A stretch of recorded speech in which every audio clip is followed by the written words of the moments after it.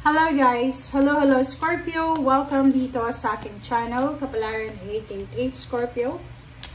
Alamin natin kung anong messages, vibration, gabay energy para sa lahat ng Scorpio. This is general reading.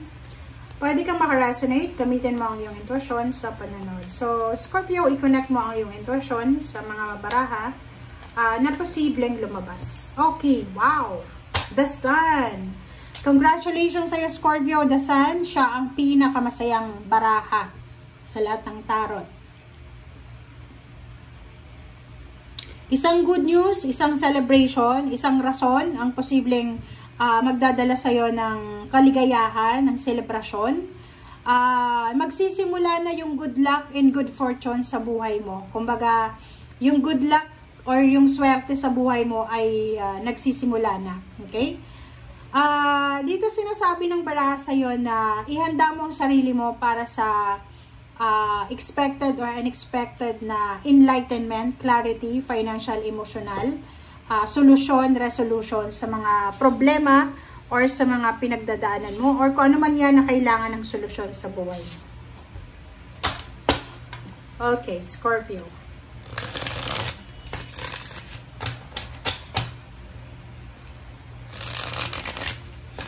Maraming rason Scorpio para mag-celebrate ka.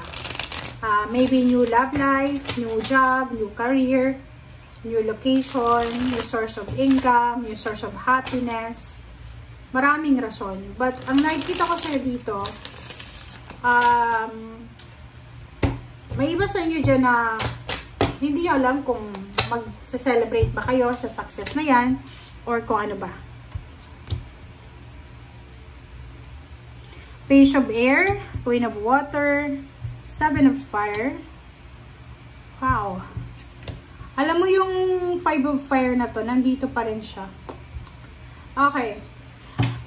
Scorpio, 1, 2, 3, 4, 5. So, sinasabi ng baraha sa'yo na ihanda mo ang sarili mo. You need to prepare yourself because of emotional happiness, financial happiness. And you need to be strong. Bakit kailangan mong maging strong?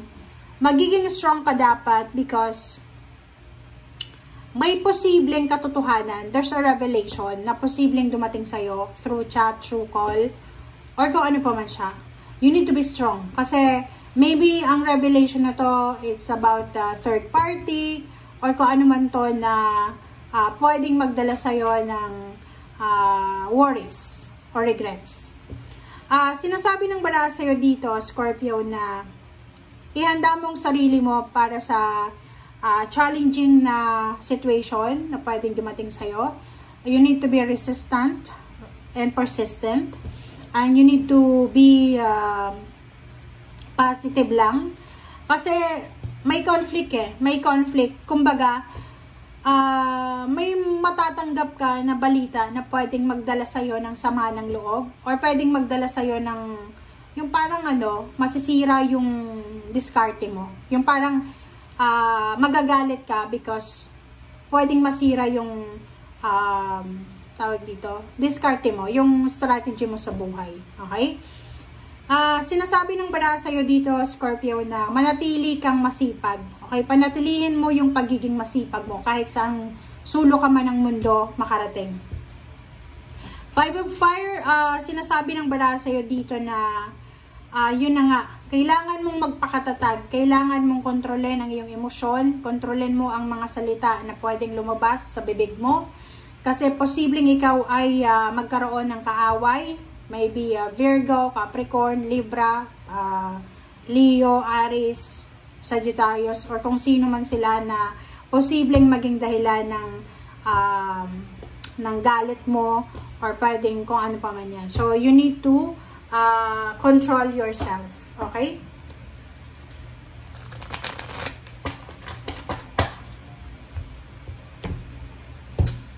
Scorpio. Diba? So, kung makikita mo dito, Scorpio, ang sinasabi sa'yo na kinakailangan mo daw na mag-focus sa iyong financial. Kasi parang ang nakikita ko sa'yo dito na maybe you're married or you're living with someone else na hindi ka suportado sa mga plano mo. Kumbaga, nakapag-asawa ka ng tamad Or maybe nakapag-asawa ka ng siloso-silosa, nakapag-asawa ka ng walang plano sa buhay.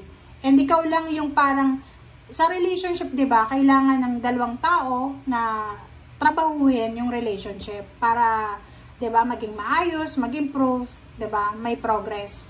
Pero sa sitwasyon mo, maybe naghihintay ka lang, or siya naghihintay, yung partner mo, yung asawa mo, naghihintay lang ng kung ano yung mangyayari. Yung parang walang plano sa buhay.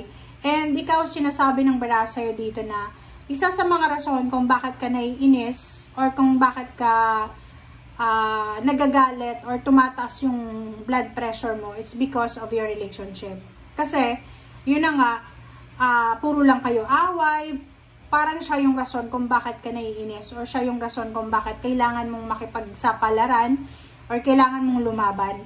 Kasi, yun na nga, wala siyang plano sa buhay. Or maybe selfish siya, makasarili, or kung ano pa man. Ang nakikita ko sir dito, sinasabi ng bara sa'yo na huwag kang masyado nakafocus sa emotion mo. Kumbaga, halimbawa, kung yung relationship mo, hindi nag-work, yung asawa, boyfriend, girlfriend, hindi masyadong stable and secured, hayaan mo na yun. Diba? Hayaan mo na, huwag mo nang pilitin. Kasi yung iba, diba, pinipilit ayusin, umabot na ng 10 years, pero hindi pa rin nagbabago yung karelasyon. So, sa'yo dito, sinasabi ng King of Swords na kinakailangan mong maging straightforward. Diba? Sigurado ka dapat. Kung hindi nag-work yung relationship mo, kailangan mong i-let go. Kumbaga, bahayaan mo na ang Panginoon na ayusin kung ano yung dapat ayusin sa relationship mo. And mag-focus ka sa pagpapayaman. Okay? Tingnan mo tong direction na to. Yung King of Swords, sinasabi sa'yo dito na huwag kang mag-hold back. Huwag mong isa-sacrifice yung kasalukuyan mong plano, yung kasalukuyan mong swerte. Kasi nga may sinasabi dito na ipaparating ng swerte sa buhay mo eh. 'Di ba? So, kailangan mong matanggap to. Kumbaga, kailangan mong salubungin yung swerte na to na paparating sa'yo. So, yun. Pag hindi nag-work yung relationship mo, kailangan mong i-work out yung money. Kailangan mong magpayaman, kailangan mong maging strong, maging courageous ka, maging masipag ka. Kita mo to? Etong King and Queen of Pentacles, sinasabi ng bara sa'yo na magiging balanse yung finances mo. Kumbaga, eto na yung pagkakataon na matagal mo nang hinihintay. Siguro, may iba sa inyo dyan, Scorpio, na may salary increase na magaganap, may mga lilipat ng career, mangingibang bansa, or nasa ibang bansa ka na, hindi ka na masaya, pauwi ka ng Pilipinas. Or maybe yung iba sa inyo dyan, mananalo ka sa kung ano man nalaban na nilalaban mo sa buhay. Okay? So, yan guys ang sinasabi ng bara sa'yo ha. Yung in short dito, Scorpio, wag mong guluhin ang isip mo. Mag-focus ka sa pera. Mag-focus ka sa pera. Yun yung dapat sa ngayon. Okay? Thank you guys for watching. Kasi sayang to eh. Sinasabi ng barahan na yung good luck daw ay parating na sa'yo. Bye!